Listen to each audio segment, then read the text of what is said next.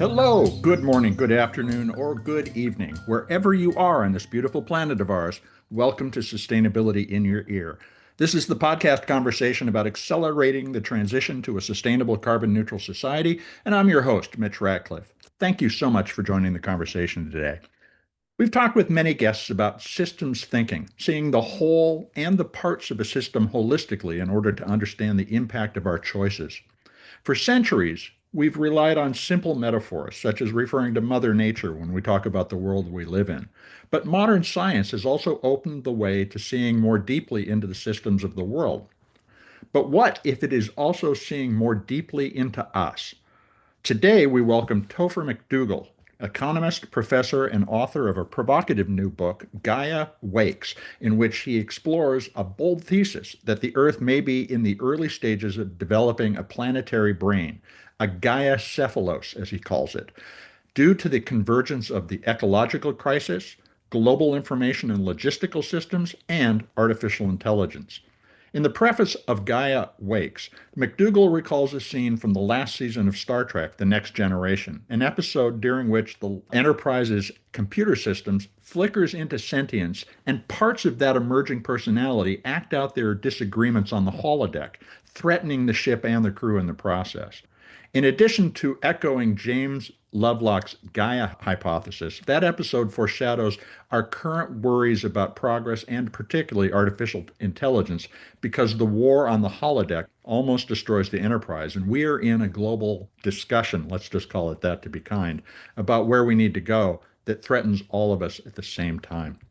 Gaia Wakes is part speculative theory, part analytical deep dive. It traces how environmental devastation and increasingly networked technologies might coalesce to catalyze the rise of a planetary consciousness. And it draws on mythology, peace studies, evolutionary biology, and systems theory. Topher crafted a sweeping narrative of entropy, emergence, and our possible futures, futures in which humanity must play a supporting role to a sentient Earth. Whether you're a hopeful eco-futurist or a skeptical realist, I think this conversation will challenge how you see human society, nature, and technology's intertwined fate. You can learn more about Topher McDougal and his work at tophermcdougal.com. Topher McDougal is all one word, no space, no dash. And Gaia Wakes is available on Amazon, at Powell's Books, and in local bookstores. We'll dive into global consciousness right after a quick commercial break.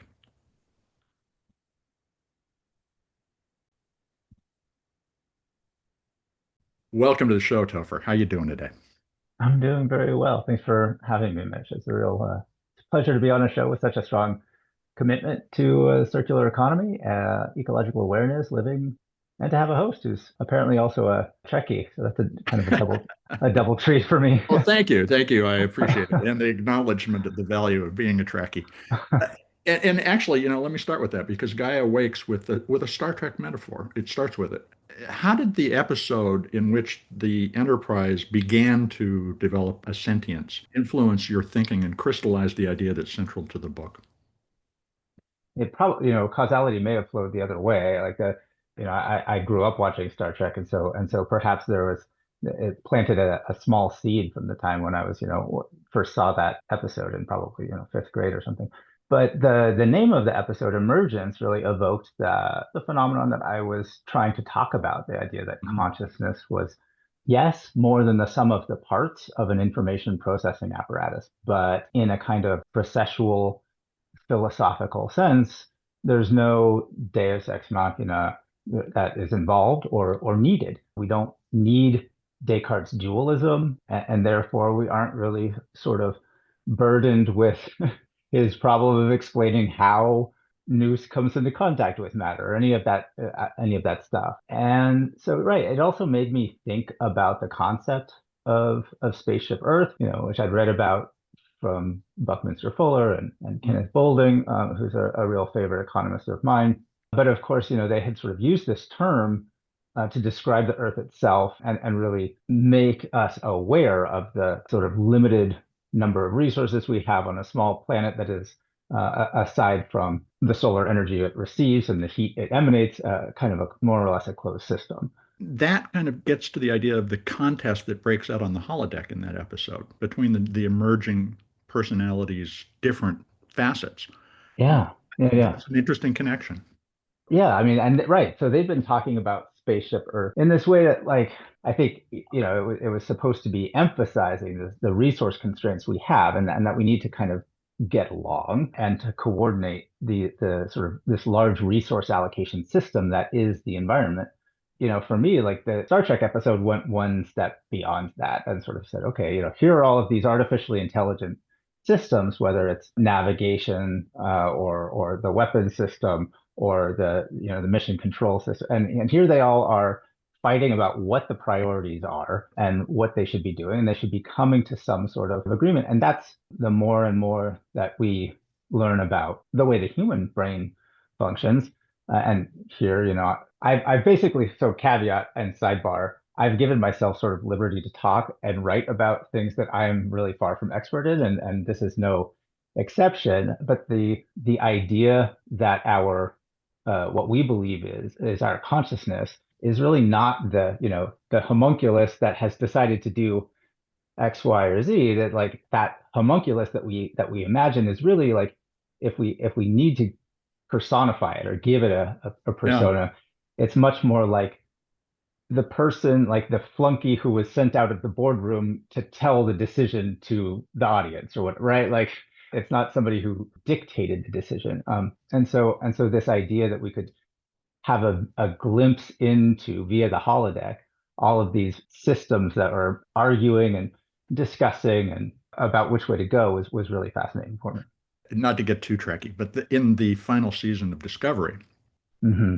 the Enterprise actually does evolve a sentience and is Yeah, acknowledged as such as a member of Starfleet.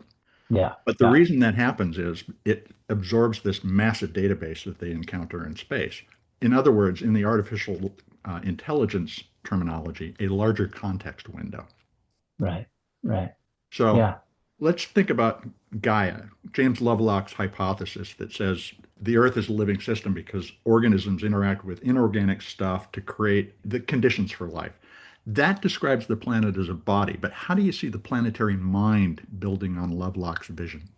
So I think that my conception of history is one that I try to explain it in the book as one of a kind of reciprocating series of cycles. They start out expanding and then coordinating and consolidating that expansion. All of this, like, these new resources, sort of resource gathering systems, these energy gradient exploiting systems that have to be somehow consolidated and coordinated.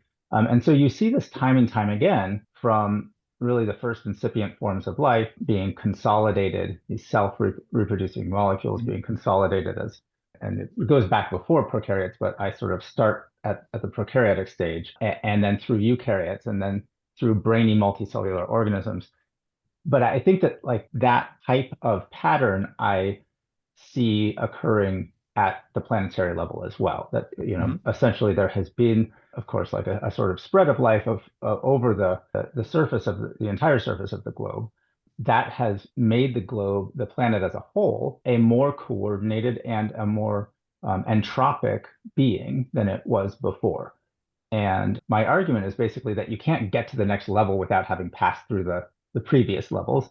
One of the previous levels was brainy multicellular organisms. The fourth level that I'm arguing is that of nation states, that basically nation states were a way of responding to the scarcities that humans themselves produced by predating megafaunal animals, by predating the flora of the planet. They created the conditions that required them to domesticate livestock, that required them to domesticate plants and create agricultural economies. And those were the preconditions for that then required a sort of larger, more coordinated system that we now call, in its sort of latter day forms, a nation state. And that these large forms of coordination, now there are, like, fewer of them, and they're larger and they're more entropic than an individual human ever was. And so now, we have however many humans on the earth, 8 billion, we have only 195, say, nation states. And that the next level of sophistication, I suppose, would be the emergence of a coordinated organism. And that was, but James Lovelock's idea of that was right, with these interlocking ecological systems that would come into some sort of that create negative feedback loops. Not Mhm. negative in the normative sense, but negative in the sense that they keep each other in homeostasis. And they create regimes for each other. I think that that was, it was obviously brilliant. It was path blazing. And just as, say, the most promising evolutionary path forward for animals turned out to be having a coordinated brain from the time of, there was like a period of 300 million years between, say, like 850 million years ago when the first multicellular animals arose, and then, Mhm. say, 520 million years ago when the herbillitarian was the first creature whose neural net consolidated into a brain that navigate its environment, exploit new opportunities, be on some level, intentional about Mhm. what it was doing. And that seems to have been the most promising path forward. And so I'm suggesting that there's something similar going on in the evolution of a brain for the planet as a whole. Thinking of the book Life's Ratchet, we've stepped up the degrees of complexity of the system. Yeah. And as the system evolves, so what you're saying is Gaiacephalos is already in process, but not fully realized. What was it, the ability to connect the world digitally or electronically, even just in analog electronics, that started this acceleration that we seem to be going through? Yeah, I think that that's precisely right. It's still I think it is happening. I don't think that it's a foregone conclusion that we will have a large enough planet or that we will have created clever enough systems quickly enough to bring it about.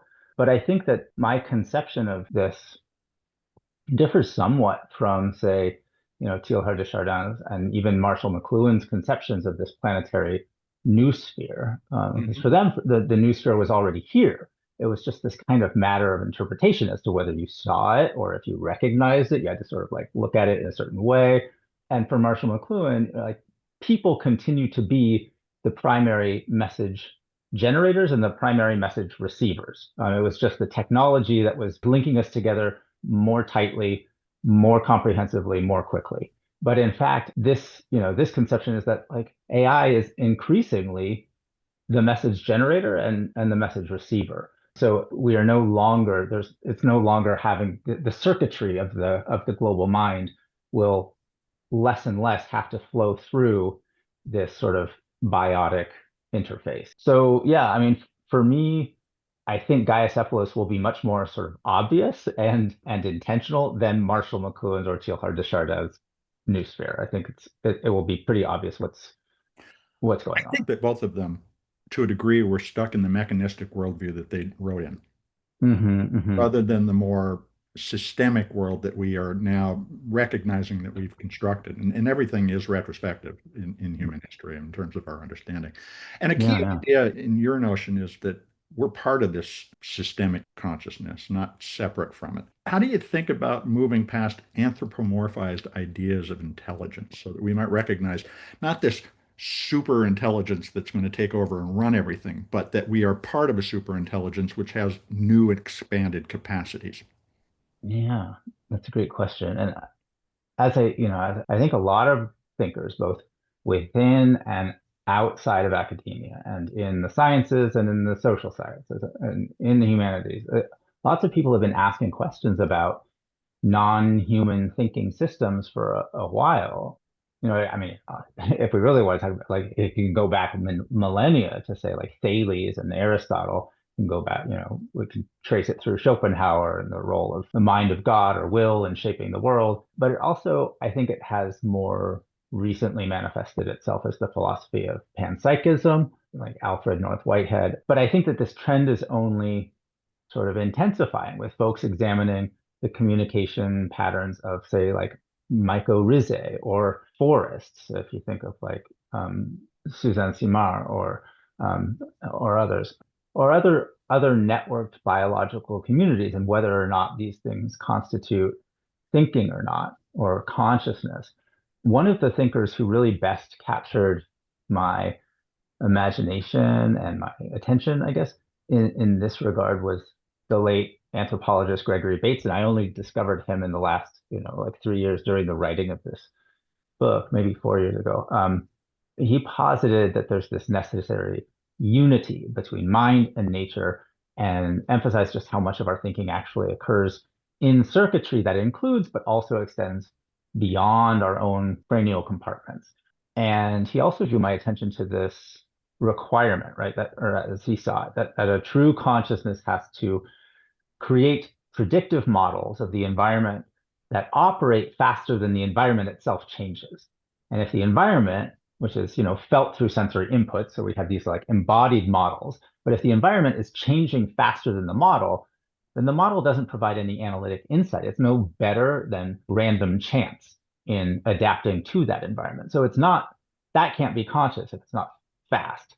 And the other attributes of a consciousness would be the ability to regard oneself, to basically build a model of one's models, and that process itself is not done in isolation. In fact, it has to be done in community, whether it's an internal community of selves, sort of as we were talking about, like these personages on the holodeck. Yeah.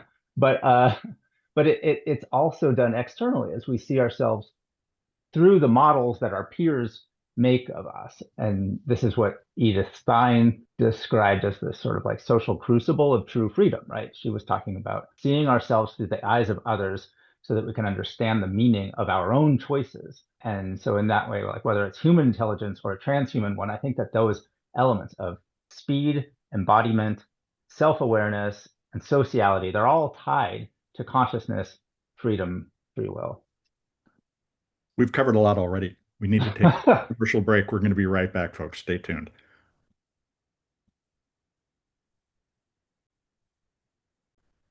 Welcome back to Sustainability in Your Ear. We're talking with author Topher McDougal about Gaia Wakes, his new book that describes a planetary consciousness emerging in response to the climate crisis and based on the practices and technologies that we're developing in response to our changing environment.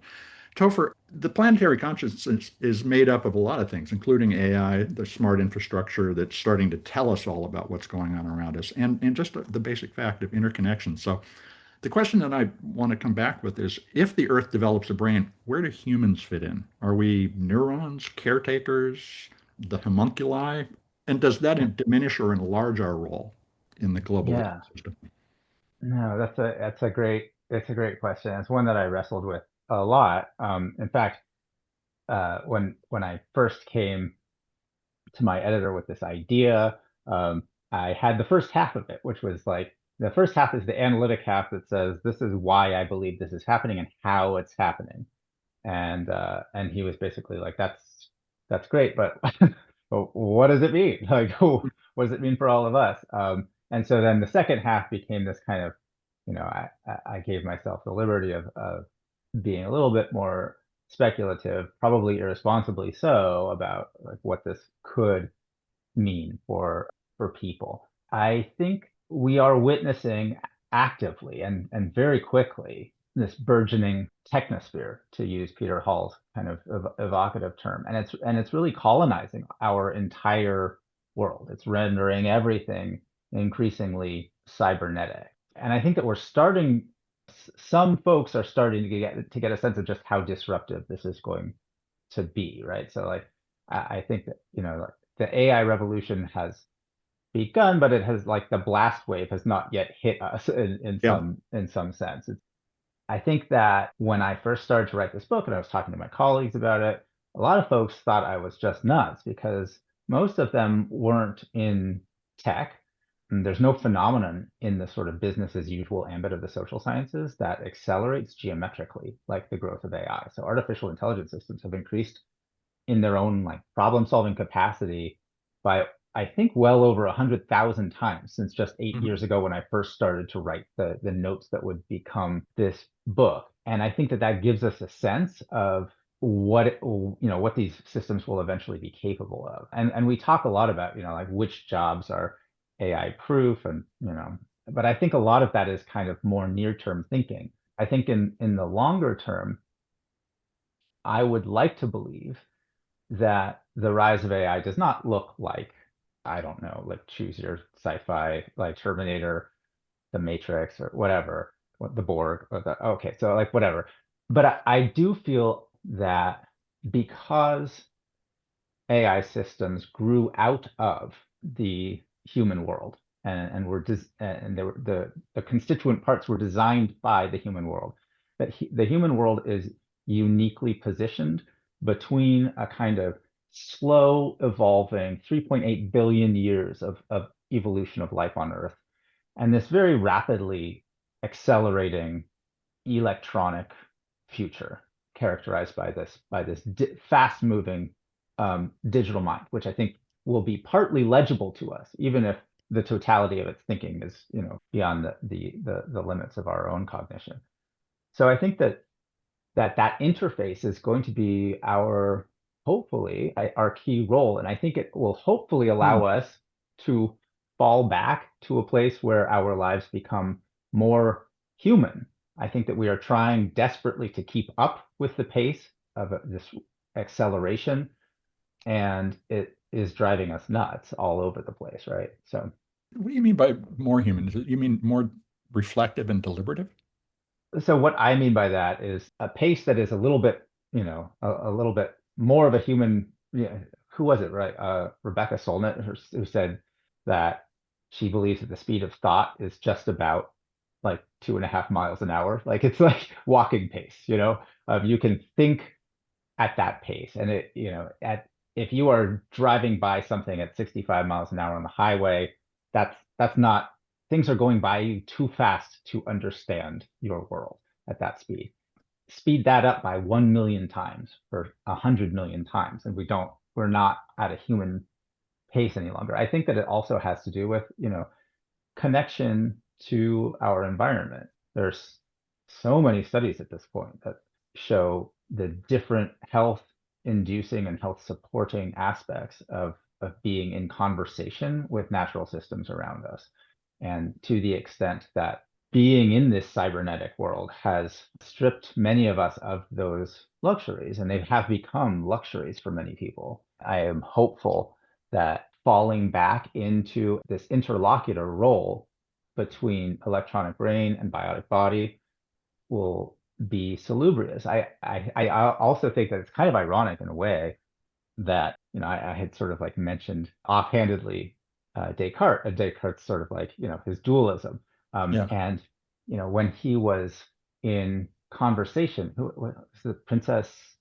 What was her name? Margaret? I forget. Anyway, of Bohemia, I forget. She had this letter correspondence, and she sort of says, I find this theory fascinating, but can you tell me like how does mind interact with matter? Like how does this will and this intentionality and this logic that you are evoking as this like completely separate substance, how does it interact with this gross stuff that we are made of?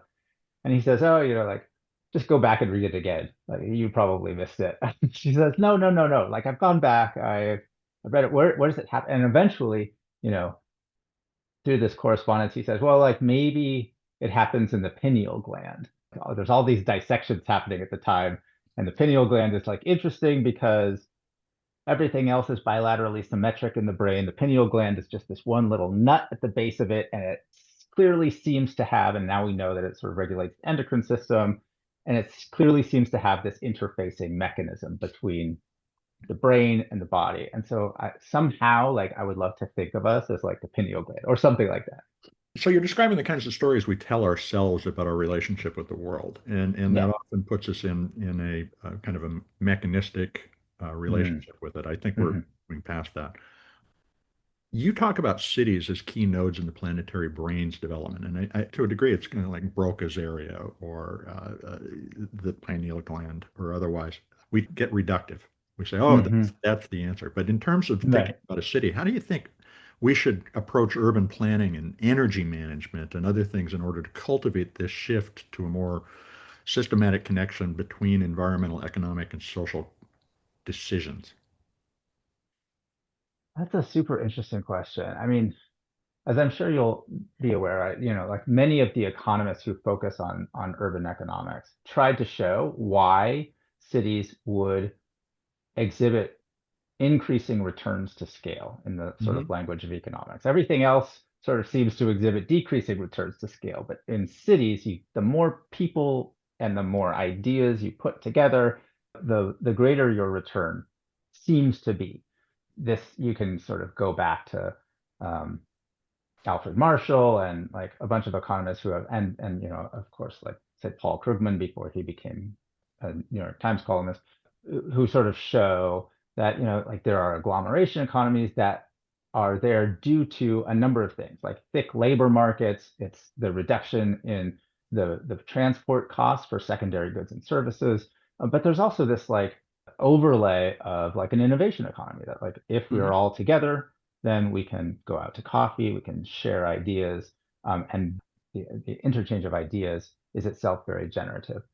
I think that increasingly we can now say, oh, like cities are not the only things with increasing returns to scale. In fact, like we're seeing geometric rates of growth in AI. And one of the reasons that we are is because of that, the interchange of ideas that AI is able to accomplish. And think about what it would be able to accomplish were it, itself to be embodied. So as an embodied mind, rather than just sort of sifting through the accumulated knowledge generated by, one species on this planet, the curated library of humanity, what if it Hmm. could tap into all of the incredible arrays of sensor networks that give us an abundance of data that go completely unanalyzed, right? So I think like to get back to the question about cities, I think increasingly cities will be nodes of information processing. Probably, I imagine that, and we're already starting to see this in, say, like Loudoun County, Virginia, where like you get this accumulation of data banks that are, so energy intensive and are sitting at nodes of cables, fiber optic cables, and they start for whatever reason. They start just like Chicago started for whatever reason it started transportation wise, but they grow because of these returns to scale.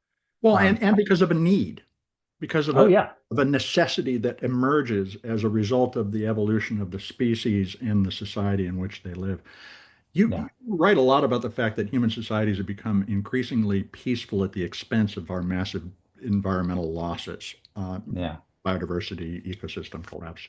And the other thing you do is you draw on a lot of different myths, including the Hopi myth, which I was very fortunate to hear when I was younger. You reference Massa, the god of death, and the caretaker of the fourth world. We're in the fourth world now. The one he offered the Hopi before they came here what he described as a hard, dry path that shows respect for the earth. As you think about what you've written over the past several years on this book, what Mm. myths about our relationship with nature do you think people will point to in 100 or 500 years that are just profoundly different than the ones we think of today? That's a like that's a deep question. I have been really heartened, I think, to see an increasing sort of resurgence of indigenous epistemologies, whether it's like say, Leanne Bettisanosoke Simpson or whomever, this idea that indigenous mythologies that really highlight human connectivity to and returning to nature. And there are many epistemologies, and I don't want to sort of be reductive about it because like Sure. the basket of sort of like indigeneity is like not a monolithic thing, and you can sort of look at indigenous cultures that are, say, more or less entirely, uh, say, hunter-gatherer, hunter-forager, versus those that are more nomadic pastoralists, versus Hmm. those that have some sort of, agricultural, sedentary. As I told you before, like I grew up in northern New Mexico, where like you have a sort of like combination of many of these types of indigenous peoples, right? But I think that there is oftentimes a kind of reconciliation that is reconciliation with nature. That is, so you may kill something, you may have to kill something, but you ask for forgiveness and you recognize what the damage you have incurred. And I think that with that starts to shift with our oldest recorded, like written myth, right? In the myth of Gilgamesh, or in the Epic of Gilgamesh, you get this story of going out into Humbaba's forest and then doing battle with Humbaba and decapitating him. And in some versions of this myth, it's really sad, right? Like the forest has been razed, Humbaba is dead, bleeding out on the ground. The forest is silent, and they sort of look around, and Gilgamesh is like, there's this moment where Gilgamesh seems to have regret for what he just did, all the beauty that he just despoiled. And then he does what like many of us do, which after we drive our cars or fly our planes or whatever, we sort of like shrug our shoulders. We're like, well, Yeah, go home and try to relax. what are you gonna do? Like, Well, but I like the idea of like bringing repentance back, bringing that sort of reconciliation back. I that's don't know what a that'll lovely look way like. to think about it. And interestingly, we're back to Star Trek again because there was a great episode in which they focused on the Epic of Gilgamesh. It creates a bond with an alien species. One of the myths that we have is Mother Nature and cares for us. We shouldn't Mhm, assume that this is going to be a benign intelligence necessarily. mhm. As you think about that question of the system that we're going to be indigenous to, which is more, it's cybernetic in addition to natural, what should I be thinking about as a reader when making decisions about my relationship with that system? Well, I do think that in the long run, or I would like to think in the long run, that the system can't be at war with biotic life. Just as our own brains really, can't be at war with or fighting our own bodies. They are an embodied intelligence, and I would like to think that there will, I'm sure there will be huge disruptions, and I would imagine that the systems as they currently function will not function as they into the future in the same ways. I would like to think that I make this sort of analogy in the book that I don't think it's a perfect analogy by any stretch, but I make this analogy about like raising kids because I'm at this point where I now have a son who, but when I was writing the book, he was younger, but like he's now 16. He has surpassed me in terms of physical ability. He's beating me regularly at chess. He's like, he's just a strong, intelligent, competent being who is coming into his own sense of agency and power. And I would like to think that we humans can do the same, even if we are raising rather than a son who will be co-equal with us or a daughter, we are raising gods, right? These will surely surpass us, have already surpassed us in many ways already. And yet, I think that this idea of control must necessarily fade. We cannot hold on to this idea, as Stuart Russell calls it, the problem of control. I don't think that there's a solution to the problem of control. I don't think that control is a problem, really. But I do think that we need to be able to develop and inculcate in these AI systems a sense of ethical intelligence. Mhm. And that's our responsibility. So in some sense, I would like to see us as a global society wrestling much more with how to raise how to raise responsible gods. Going full circle again, our stories are the way that we're investigating this. And you just made reference to Spider-Man obliquely. With great Yeah, power comes great responsibility. And in this right. case, maybe letting go of some of that power will create a more responsible environment. I hope that people will take the time to read the book and understand where we might go together. Topher, thanks so much for the time today. Thank you, Mitch, for having me. It's been a real pleasure.